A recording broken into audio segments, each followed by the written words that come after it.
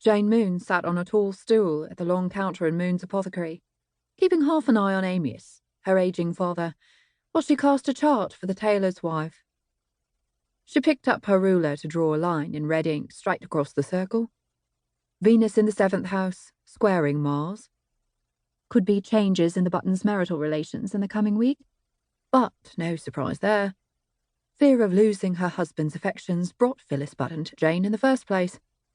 That, and curiosity about Ayreford's new cunning woman.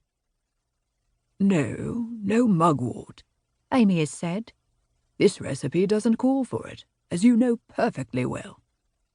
Jane bit back a mild retort. He wasn't talking to her. He was talking to Abassy, the enormous ginger cat who followed him everywhere. Amias stood behind the counter, grinding dried oats to make his popular ointment for itchy rashes.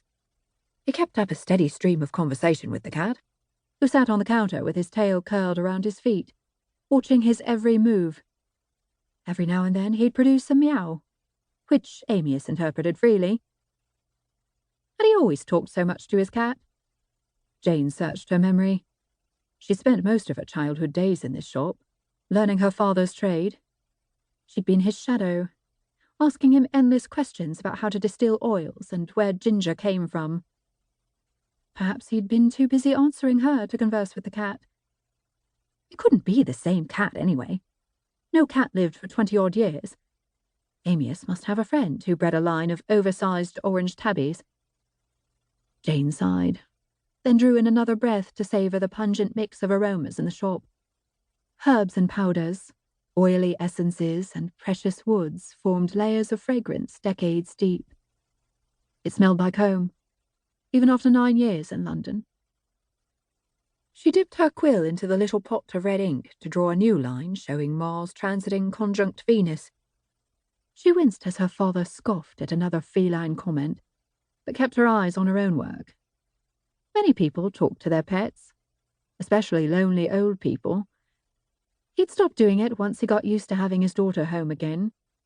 Jane resolved not to worry until he began to converse with the stuffed crocodile hanging from the rafters.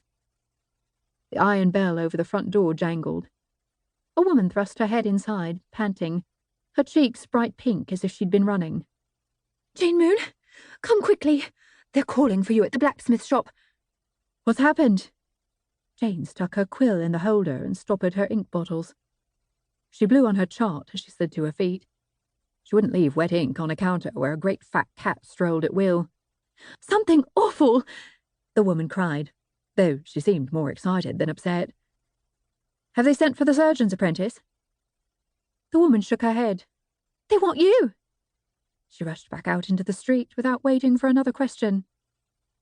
Now Jane noticed the stream of traffic flowing toward Tinker's Lane. Half the town must have left their shops and their housework to rush out and gawk at whatever it was. "You'd better go, Jane," Amias said. "I'd come too, but this ointment has to be done all at once or it won't set up properly." He didn't seem the least alarmed about the urgent summons.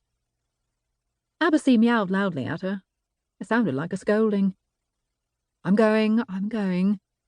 Jane found the battered leather case she carried when visiting her patients in their homes. She checked its contents, imagining burns, bandages, ointment, linen for poultices, a wad of cobwebs wrapped in silk. She added a flask of Moone's special spirituous liquor and a small bottle of laudanum. I hope no one's seriously hurt. Why do these things have to happen when the surgeon is away? Her father shrugged.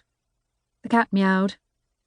Jane frowned at them as she slung her cloak around her shoulders, picked up her case, and dashed out the door, leaving the bell jangling. She joined the throng heading up the high street and onto Tinker's Lane. The smith shop stood at the juncture of Rother Street, which would lead you north to Shrewsbury, or south to Evesham if you were so inclined. The shop was a sprawling structure of timber and stone, with a wide yard filled with wheels, carts, and wagon parts. It had a long sloping roof covered in mossy red tiles. At the peak of the roof stood a large brown and white cow